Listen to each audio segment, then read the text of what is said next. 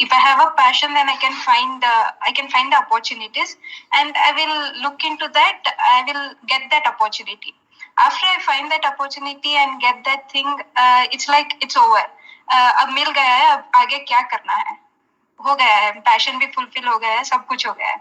I will not be able to maintain that passion thing in once I get that opportunity. तो passion basically क्या होता है, वो time के साथ साथ चेंज होता रहता है, दैट इज वन. और दूसरा सिचुएशंस के साथ साथ में चेंज होता रहता है.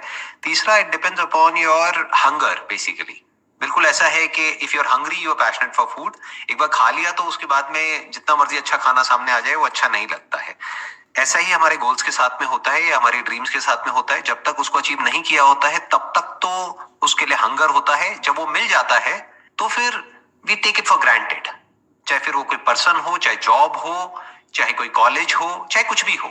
फिर जो हमें मिल जाता है वो तो हमें मिल ही गया है. फिर हमें अगर दिखता है तो उसके प्लस पॉइंट नहीं दिखता है, हमें उसका माइनस पॉइंट दिखता है. यू अंडरस्टैंड ना, कि मतलब जैसे अगर आपके मुंह में 32 दांत हैं तो उसमें से अगर एक दांत टूट गया है तो जीभ जो है हमारी, जो हमारी टंग है, वो बार बार वहीं जाती है. जो बाकी के 31 है वहां पर नहीं जाती है. ऐसे ही ये जो लाइफ है इसमें होता क्या है, बाय डिफॉल्ट आपका ध्यान वहीं जाएगा जो अभी आपके पास में नहीं है. जो है और एक बार कर लिया फिर वो रिपीट होने लग जाता है तो वो बोरिंग हो जाता है. अनलेस एंड अनटिल कि आप किसी ऐसी फील्ड में हो जहां पर कि रोज आपको कोई नए नए चैलेंजेस मिल रहे हैं और आपको ग्रो करने की अपॉर्चुनिटी मिल रही है, तब तो बात अलग है. बट अगर कोई ऐसी जॉब है या कोई ऐसी पोजीशन है, फिर चाहे वहां से कितना भी पैसा आपको मिल रहा है, but if the work is kind of monotonous, same तरह का काम आपको over and over and over again again again again बार बार वही तरह का काम करना है, तो होगा क्या कि वो काम एफर्टलेसली होने लग जाएगा. यानी कि that will become more like कि वो आप अपने सबकॉन्शियस से कर रहे होगे. और फिर जो आपका कॉन्शियस माइंड है वो उस काम से हट जाएगा. आपके कॉन्शियस माइंड में और तरह के थॉट्स घूमने लग जाएंगे. तो आइडियली काम कोई ऐसा होना चाहिए जहां पे आपका conscious mind as well as subconscious दोनों इन्वॉल्व हो जाए. यानी कुछ ऐसा होना चाहिए जहां पे रोज नए नए चैलेंजेस हो. You know how to drive a car? Yes, sir, I know. तो जब नया नया सीखा होगा गाड़ी चलाना तो उस समय आपको अपनी पूरी अटेंशन उसी पर रखनी होती थी. एक सेकंड के लिए भी आप अपनी अटेंशन को हटा नहीं सकते. और मजा भी आता है गाड़ी चलाना सीखने में. उसके बाद जब नई नई गाड़ी चलानी आ जाती है तब भी अच्छा लगता है. एक बार गाड़ी चलानी आ जाती है, इन द सेंस कुछ साल हो जाते हैं आपको गाड़ी चलाते हुए, तो गाड़ी चलती रहती है बट आपके माइंड में कुछ और ही घूमता रहता है, थॉट्स. कई बार याद तक नहीं होता कि अरे वहां से हम निकले थे, घर भी पहुंच गए, पता ही नहीं होता. That means we are lost in our thoughts. But शुरू शुरू में क्या होता है, हमारा कॉन्शियस माइंड और सबकॉन्शियस उस गाड़ी को चला रहा होता है मिल करके. बट बाद में क्या हो जाता है, सबकॉन्शियस गाड़ी को चला रहा होता है और जो हमारा कॉन्शियस माइंड है उसकी कुछ अटेंशन गाड़ी की तरफ होती है, यानी जो कुछ हो रहा होता है वहां पर होती है, और जो मेजॉरिटी ऑफ अटेंशन है वो हमारे थॉट्स की तरफ होती है.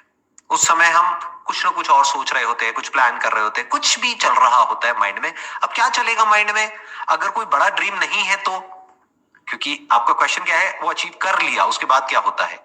तो जब कुछ है ही नहीं और करने के लिए तो क्या घूमेगा दिमाग में, जो भी कमियां हैं आपकी लाइफ में बस वो दिमाग में घूमती रहेगी. अपनी लुक्स को लेकर के, अपने रिलेशनशिप्स को लेकर के, अपने पोजेशंस को लेकर के, अपनी फैमिली को लेकर के, अपने रिलेटिव्स को लेकर के, अपने फ्रेंड्स को लेकर के, ऑफिस में जो छोटी छोटी चीजें हो गई है उसको लेकर के. क्योंकि कुछ बड़ा है ही नहीं अचीव करने के लिए, तो ध्यान कहां चला जाएगा, छोटी छोटी चीजों की तरफ. वो चीजें जो किसी और इंसान के लिए हो सकता है मैटर ही नहीं करती है, तो वो सारा ध्यान आपका ऐसी ही चीजों की तरफ लग जाएगा ऐसी सिचुएशन में. तो कोशिश ये करो कि काम ऐसा करो जहां पर आपको रोज कुछ नए नए चैलेंजेस मिले. अगर नहीं मिल रहे हैं तो काम अपना करके आओ अपने सबकॉन्शियस से, और फिर घर पे आकर के कुछ ऐसा करो अपने बेस पर, कुछ नया सीखो, कोई नई स्किल एक्वायर करो, कुछ भी नया करने की कोशिश करो जिससे कि आप बूढ़े ना हो. नहीं तो क्या होता है कि जैसे जैसे लोगों की एज बढ़ती है ना, वो बूढ़े हो जाते हैं. बूढ़े in the sense not physically, mentally बूढ़े हो जाते हैं. They don't have the energy to learn something new. उनको कोई नया डिवाइस दे दो तो डर जाते हैं एकदम से, कहते ये क्या है, मुझे समझ नहीं आ रहा, मुझे समझ नहीं आ रहा. अरे तो समझ लो, उसमें समझना क्या है. तो जबकि देखा जाए तो एक बड़े का माइंड ऐसा होना चाहिए कि वो आसानी से चीजों को समझ पाए, लेकिन बहुत केसेस में उल्टा होता है. बड़े होते हैं एज में तो उनका दिमाग ऐसा हो जाता है, कुछ भी उनको नया दे दो तो उनको समझ ही नहीं आता क्या करें. बच्चे को दे दो वो 1 मिनट में समझ जाएगा.